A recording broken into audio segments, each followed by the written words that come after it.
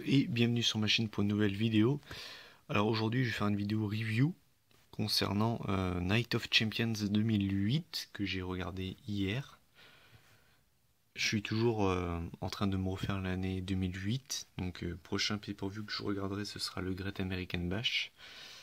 Donc en attendant je vais faire la review de Night of Champions 2008 qui... est-ce qu'il y a la date du show? Non. Bon, c'est pas grave. Donc, qui avait donc la particularité, comme vous le savez, la nuit des champions, match avec que des titres en jeu. Actuellement, on ne peut plus le faire car beaucoup de titres ont disparu, malheureusement.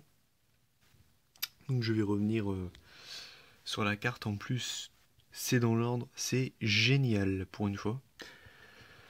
Alors, on va commencer donc avec l'opener de ce pay-per-view, avec le match pour les titres par équipe, opposant John Morrison et The Miz, les champions par équipe, contre Finlay et Hornswoggle. Je vais décaler un petit peu, ici, oh, ça va être un petit peu mieux ici. Donc, alors, franchement, le match était pas mauvais. Après, c'était pas le match de l'année, mais disons que le match était acceptable.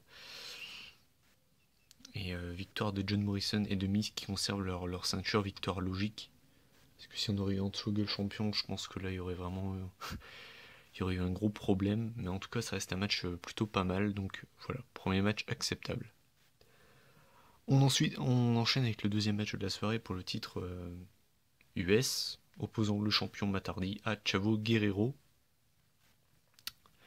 Matardi conserve. C'était encore une fois un bon petit match. Encore une fois. Donc deuxième match de la soirée et deuxième bon petit match. On enchaîne avec le troisième match de la soirée pour le titre de la ECW. Avec un triple threat match opposant Kane, le Big Show et Mark Henry, donc trois mastodontes. Manquait plus que le Great Khali, on avait vraiment le top 4. Sincèrement, c'est un match. Bon, de toute façon, fallait pas s'attendre à des folies avec des catcheurs de ce gabarit-là, c'est un petit peu normal. Le match est, on va dire, acceptable, entre guillemets, par rapport au poids et au gabarit des mecs, on va dire que ça va. Donc, on va dire que ça passe. Et là, on arrive au choc de cette journée. Au choc de ce pay-per-view. Le match pour les championnats du monde par équipe, donc Hardcore Holly et Cody Rhodes contre Ted DiBiase et un partenaire mystère. Ted DiBiase donc prend le micro en arrivant sur le ring en disant que son partenaire sera là d'ici 10 minutes. Finalement, l'arbitre lui dit que c'est pas possible, il faut commencer le match tout de suite. Donc, à la base, c'est Cody Rhodes qui veut commencer le match contre Ted DiBiase. Finalement, Ted DiBiase demande Hardcore Holly. Donc, Cody Rhodes fait le tag et donne la main à Hardcore Holly. Et là, stupeur, Cody Rhodes retourne Hardcore Holly, lui porte un DDT. Et derrière, on apprend que c'était lui, le partenaire mystère de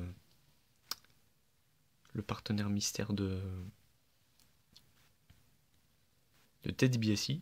Donc clairement voilà, c'était la surprise de ce pay-per-view. Je m'y attendais pas à l'époque. Et plus tard, on apprendra qu'ils vont former la Legacy avec Randy Orton. Bon, ça c'est quelques semaines plus tard. Donc bon, là je vais pas noter ce match. Ensuite, on arrive avec le match pour le titre intercontinental opposant le King of Bling Bling, Chris Jericho, contre Kofi Kingston. J'ai pas aimé le match, je l'ai trouvé chiant. Je veux dire, quand on a Kofi Kingston et Chris Jericho, on peut s'attendre à bien mieux. Sincèrement, j'ai trouvé le match en dessous de ce que ça aurait pu donner.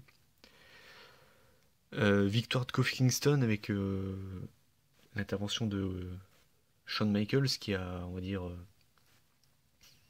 qui a troublé Jericho. Jericho se retourne et Kofi porte son Trouble in Paradise. C'était en pleine rivalité en plus pendant la rivalité Y2J Michaels. Donc voilà, match décevant. Enfin, j'ai été déçu en tout cas. Ensuite, on arrive avec le match pour le titre féminin, opposant Mickie James à Keitila Burchill. On va dire que le match est passable. Enfin, vous savez que je suis pas un grand fan de. Je suis pas un grand fan de match diva, enfin de match féminin. On va dire que le match est passable. Ensuite, on arrive pour le match pour le World Heavyweight Championships, opposant Edge contre Batista. Donc Edge qui était champion. C'est un match plutôt pas mal. Franchement, il est même bon. On va dire qu'il est bon. À la fin, comment dire, Edge frappe l'arbitre. À l'époque, il y a du bruit dehors. C'est pour ça que je me suis arrêté. Le champion, le général manager de SmackDown, c'était Vicky Guerrero. Donc, du coup, elle appelle un nouvel arbitre, mais c'est pas un arbitre comme les autres, puisque c'est Chavo Guerrero. Donc, Chavo Guerrero, forcément, ça sent un peu l'entourloupe. Et au bout d'un moment, Vicky Guerrero donc, qui a arrêté le compte parce que Batista allait gagner. Batista chope Vicky Guerrero, la porte et la balance dans la Familia, donc c'est-à-dire Zack Ryder, Kurt Hawkins, Bam Neely, enfin voilà, dans le tas quoi. Et derrière Edge en profite, prend la ceinture, donne un coup de ceinture dans la tête de Batista, fait le tomber et gagne. Donc Edge reste champion du monde poids lourd. Donc c'était quand même un bon match. Et on arrive au main event of the evening pour le titre de la WWE opposant The Game Triple H contre The Champ John Cena. La revanche de WrestleMania 22, puisque ces deux catcheurs ne s'étaient affrontés jusque-là que deux fois, enfin une fois plutôt. C'était affronté à WrestleMania 22 avec la victoire de Cena sur The Game.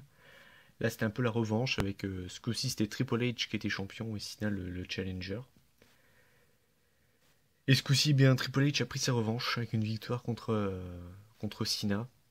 Franchement, je m'attendais à un match chiant. Et finalement, j'ai trouvé le match vraiment pas mal. Je dirais même que pour moi, c'est le meilleur match de la soirée. Meilleur match de la soirée, j'ai trouvé le match vraiment pas mal. Je m'attendais à un match vraiment chiant. Et finalement, en fait, non. J'ai trouvé que le match était pas mal du tout. Avec une victoire de Triple H sur un pedigree. Donc voilà, c'était le review de Night of Champions 2008. Ce que j'en ai pensé, c'est que c'est un pay-per-view qui est pas mauvais. Après, il est pas exceptionnel non plus. Enfin, je veux dire, il est bon, mais sans plus. Clairement, c'est pas le pay-per-view de 2008 à retenir. Mais je veux dire, franchement, ça va quoi. Ça va. Mais je sais très bien que par exemple, SummerSlam, Unforgiven. Armageddon, je vais prendre beaucoup plus de plaisir à les voir parce que je sais déjà que voilà.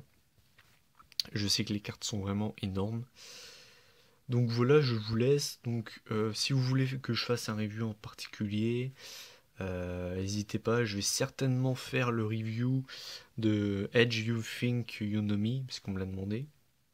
On m'avait également demandé, je sais plus quel pay-per-view.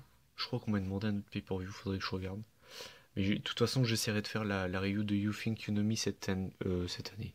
Oh là, je dis n'importe quoi. Cette semaine, j'essaie. À mon avis, je vais essayer de me le regarder cette semaine et faire le review samedi ou dimanche. Je vous promets rien. Hell in a Cell, je ferai mes prédictions la semaine prochaine, certainement vendredi. Il y a Raw qui arrive ce soir. Parce que là, je fais la vidéo, on est lundi soir. Le temps que je la mette en ligne, à mon avis, Raw sera passé. Donc voilà, c'était la review de Night of Champions. Si vous l'avez déjà vu, n'hésitez pas à donner votre avis. Si vous l'avez jamais vu, voilà, vous aurez une idée de ce show. Et puis voilà, je vous laisse et puis à la prochaine, salut.